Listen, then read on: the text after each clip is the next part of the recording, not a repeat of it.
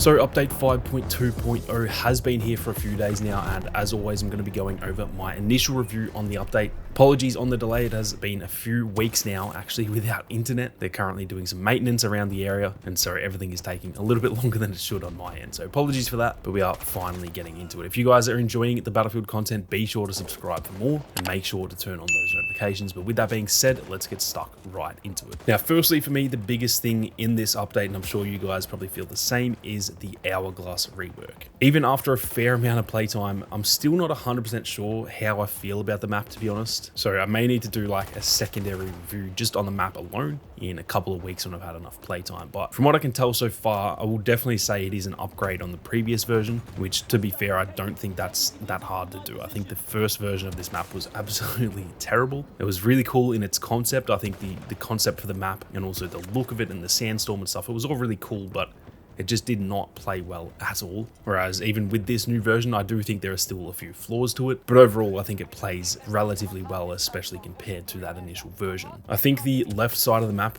sort of over near those archways and the highway that's obviously now being blown up, I think that's actually a really solid part of the map, to be honest. I've definitely been spending the majority of my time over in that area, at least when I'm playing Conquest, and I do think it offers a pretty good variety of gunplay. You can sort of snipe over there, you can use an assault rifle, you can even use an SMG if you sort of stick to the sort of underground and like close quarters areas. And so I think that part of the map is definitely pretty solid. And I know for myself, when this map comes up in the rotation, that is definitely where I'll be heading, because for me, that is where I've enjoyed my playtime so far. Now, as for the other side of the map, in terms of the city area, I'm not going to lie, this part of the map sucks, and it will probably always suck. I just don't think they can really fix that unless they fully were to go in and just completely redesign that part of the map. I think the buildings are way too spread out. I think there is not enough use of the buildings themselves in terms of being able to get inside them, actually peek out the windows and stuff like that. The top of the buildings are very frustrating because half of them, there's actually no way to get up there unless you use a chopper. And so there'll often be a lot of people sitting up there sniping, and you can't really do anything to take them out unless you counter snipe them, at which point it just kind of feels like you're not really helping your team. And to be honest, most of the people who sit up there and snipe are absolute bots anyway, and they're not getting any kills. They mostly just put pressure on you when you are down in that city area. If you're trying to capture E1 or F1, they'll just be sitting at you sniping, and even though 99% of the time they're going to miss you, it's still just like annoying because you do have to take cover when you wouldn't necessarily have to if they're not up there. So I think this city area just sucks, honestly, and I don't think there's really much they can do to fix it. It's definitely better than it was. There's a lot more cover and stuff, but it just feels like so far removed from the map for me as well that, yeah, I just don't really like this part of the map, and to be honest, I'll probably just avoid it whenever possible. It's not the worst when it comes to breakthrough, but at least in Conquest it is honestly one of the least enjoyable parts of any map for me. So not the biggest fan of that, but I didn't really think I would be regardless of the changes. Now, the last thing I have to say about the map is that I'm going to be honest, I'm kind of salty they removed the stadium. I think that was probably the best part of the map prior to the rework, and I think it would have been really cool to have that involved in the map, still bringing it maybe a bit closer, getting it sort of like closer to the action and making it almost like the focal point would have been a really cool thing to do. I get that it's kind of awkward because it's so big and they probably wouldn't have been able to fit it in this version of the map, but it just feels weird to me that that was pretty much the most enjoyed part of the map for most people, and now they just kind of went ahead and deleted it. So I do kind of get why they did it, but to be honest, I would have loved to have seen it in there. So that's really the main negative that I have, that they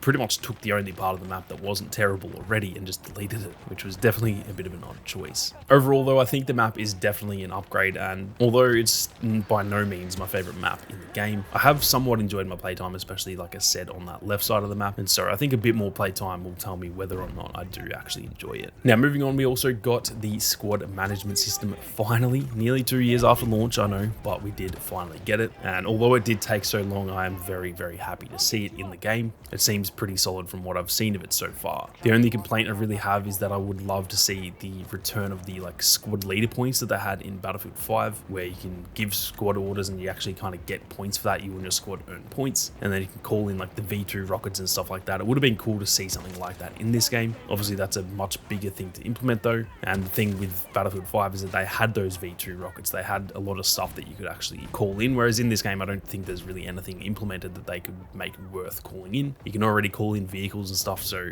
I get why they didn't do it, but it would have definitely been cool to see that. But yeah, unfortunately, I doubt that will ever happen. We then also got the changes to the vault weapons in the SMGs and the LMGs. They all obviously got their attachments. I'm very glad to have all of those done finally, just because this season it kind of has felt like we've got less content, which we objectively have, but it seems like a lot of it was because we didn't get any new vault weapons. Instead, we were getting the attachments. So I'm glad that they're all done finally. They all feel pretty balanced so far, and hopefully this just means that in season 6 we will actually get more new weapons from Portal rather than just getting their attachments. Lastly, they did also make the same dispersion tweaks to the LMGs and the SMGs that they did to the assault rifles in update 5.0. That is very good to see, and to be honest, the gunplay feels like it is in a pretty decent spot now. It's a little bit hard to get the hang of because for me it does just feel like I'm really inaccurate all the time now, but that will obviously be something I get used to. We're used to these weapons being very accurate and like laser beams essentially, but we will obviously get the hang of it, and I think it's for the betterment of the game. There are definitely still some hit reg issues, so hopefully they can try and work on that, but other than that, I think the gunplay does actually feel in a decent spot now. Overall though, I would say it is a pretty decent update. It is by no means the best update we've gotten, but I think it's a pretty solid way to round out season 5. What I will say is it kind of feels like the game is in a weird spot now. It feels like a lot of stuff has just all been finished all at once. That is obviously the conclusion of all of the reworks. That's the conclusion of all the portal weapons getting their attachments. We no longer get specialists in each season, so it kind of feels like a lot of the content that we've usually been getting in terms of those reworks, vault weapons, specialists, stuff like that, that is no longer going to be happening. So it just kind of feels like the game is heading towards its end, even though we don't actually know that. And I'm kind of curious to see what they're going to do with season 6, whether we get more content, if we get maybe 2 maps or we get a handful more weapons, or if we're just going to have to deal with 1 map and probably 2 to 3 weapons per season, and that's all we're going to get. So I will say the game feels like it's in a weird spot now in terms of just I don't know what to expect, but